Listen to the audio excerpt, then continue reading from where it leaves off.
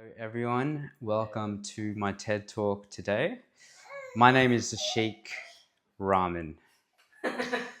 Some of you may know me from the Combank days, some of you may know me from Hornsby, and others from certain affairs. Today, What's wrong? oh no, pause. Just looked at me and started crying. She okay? Yes, she likes it. What I want to talk to all of you about today is 3 reasons why I have an immense amount of gratitude for getting to be a dad at this specific point in time in humanity's existence compared to a situation where I might have been a dad 50 or 100 years ago instead. The first thing that I want to say, and I'm going to talk about 3 specific things. The first thing that I'm going to say is that I'm grateful that in today's world, in today's generation right now in Australia, the value of being a dad is honestly very well recognized. I think it's still got room to improve, but I think compared to decades ago, the value of a dad to being a dad to your children, the value of dads and families is seen as really important. And a clear example of this is things like paternity leave. 50, 60 years ago, dads would be working in more industrialized sort of roles, and paternity leave simply wouldn't exist. Heck, I don't even think maternity leave existed. But if we were to just compare paternity leave today to what paternity leave was like many, many decades ago, it simply wasn't there. So the fact that paternity leave tends to exist now, at least at a government level, it really shows that the importance of dads getting time with their kids is really recognized. And that means a lot of things for dads. Because if you're someone who wants to become a dad one day, and you know deep down that you may not actually get any time to actually bond with your kids, and right after your kid is born, you're going to have to go straight back to work, that's going to really kill you inside.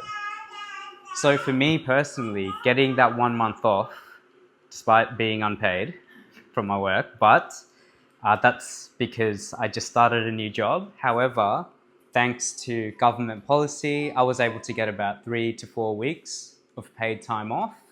And that to me was something that I really valued. And it showed me that I live in a country, I live in a time where the value of dads getting time with their kids is really seen as important. So that's the first thing. And the second thing, she agrees. She agrees. And the second point that I want to make, actually, wait, just touching on that point, is that the whole idea of dads being recognized as being important is something that benefits women too, very significantly. Because when government structures, when societal structures adapt so that they recognize the importance of fathers, and it gives fathers the time to actually spend time with their kids and bond with their kids, it allows women, the mothers, to actually have some mental capacity freed to be able to focus on themselves and focus on their own lives as well and rest. It empowers them, if they want to get back into their careers, to focus on their careers. But without having this ability to, having this option for men to actually spend time with their children, it's a disservice to women too. So it's not just a service to men like me who are dads, but it's also a service to women like Leah. So the second thing that I am very grateful for being able to be a dad at this point in time and not 50 years ago, is that we live in a society right now where it's become much more socially acceptable for men to be more vulnerable with their children, men to be more expressive, men to actually get in touch with their emotions and not, feel this pressure to just get into this level of stoicism and exercising this strong level of masculinity, where in reality, they're just going through so much shit in here, and they have to bottle it up. But we live in the society now where men, by seeing other men kind of tap into that, they're indirectly getting permission to be vulnerable. And in the context of children, this is really, really important. I grew up in a household where I unfortunately didn't get to see as much emotion expressed in terms of a bond, between me and my dad. My dad was emotionally expressive, but in terms of actually connecting with me and having deep and meaningful conversations, I was unfortunately, kind of robbed of that experience. It wasn't a fault of his; it was a fault of, the societal structure he grew up with at the time. So for me now, thinking about the fact that I've grown up at a time where it's so much more normal and accepted, for me as a dad to, express myself, and it's clearly appreciated, it makes me very excited to grow a bond with my daughter, with Lila. It makes me excited knowing that uh, growing a bond with her and connecting with her and really just being my truest self with her, it doesn't take away from who I am as a man at all.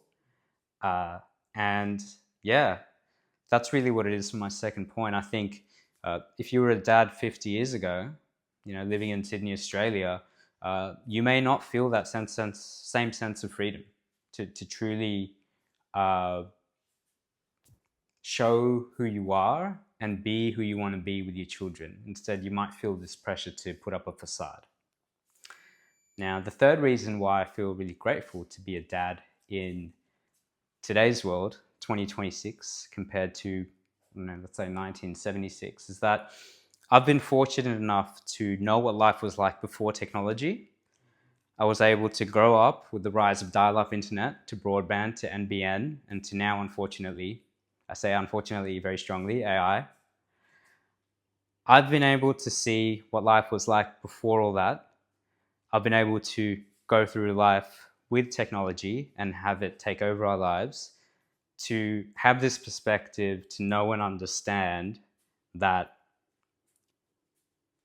life is the most special when you live it without this. It's the most special when you're truly there with your friends and family.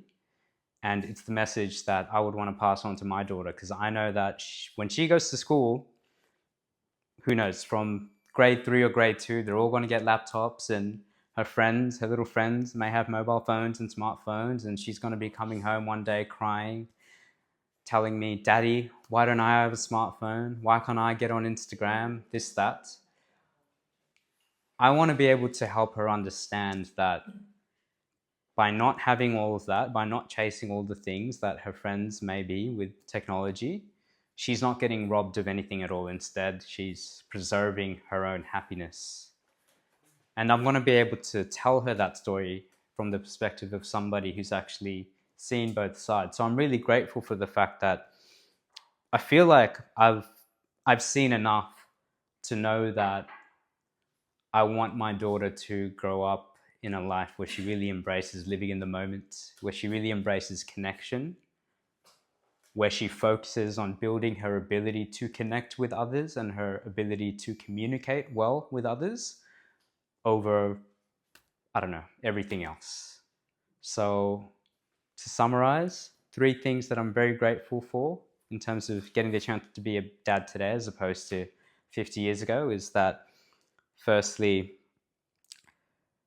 I feel much more comfortable being able to live in society where it's much more acceptable for men to be vulnerable and expressive, to build bonds with their children. The second thing is that I feel grateful that I forgot what was this. Yes, I feel grateful to live in a society where the value of fathers being present in their children's lives is recognized as being really important. And lastly, I feel very grateful to live at a time where I've been able to see life without technology, life with technology, and now I've got a really strong idea of what really matters, and that's something that I can pass down to my own daughter. Thank you for listening to my speech.